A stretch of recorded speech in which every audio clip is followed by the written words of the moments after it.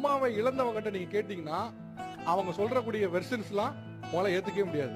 இன்னமும் எனக்கு தெரிஞ்ச பலர் வந்து அம்மா நம்பர் இருந்து கால் பண்ணி ஒரு முறை பாத்துக்கலாம், அம்மா பேசுறத அம்மா இப்படிதான் கூப்பிடுவாங்க அப்படின்னு தெரிஞ்சுக்கலாம் அப்படின்னும், முன்னால அம்மா கிட்ட பேசின கால் ரெக்கார்டிங்ஸ் இருந்தா அதை அப்போது கேட்டுக்கலாம் அப்படின்னு கேட்கறவங்க எவ்வளவு பேர் இருக்காங்க, இன்க்ளூடிங் மீ. அதனால தயவு செஞ்சு அதை பண்ணாதீங்க. நிறைய நேரங்கள்ல நான் உட்பட எங்க அம்மா கிட்ட சொல்லியிருந்திருக்கேன், நான் வேலையா இருக்கேன் பேச முடியல அப்படின்னு சொல்லியிருக்கேன். நிறைய நேரங்கள்ல என்ன கேட்க போறாங்க, சாப்பிட்டு தானே கேட்க போறாங்க, எதுக்கு அப்படின்னு கட் பண்ணி விட்டுருக்கேன்.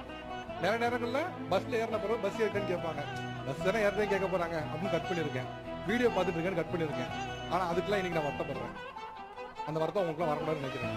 நிறைய நேரம் நினைச்சிருக்கேன், அந்த பேச முடியாத தருணங்கள்லாம் நீ சேர்த்துருந்தா எவ்வளவு பேசியிருப்பேன், நான் என்னெல்லாம் சொல்லியிருந்திருக்க முடியும் அப்படிங்கிற வருத்தம் எனக்கு இன்னை வரைக்கும் தேங்கிக்கிட்டே தான் இருக்கு. இன்னைக்கு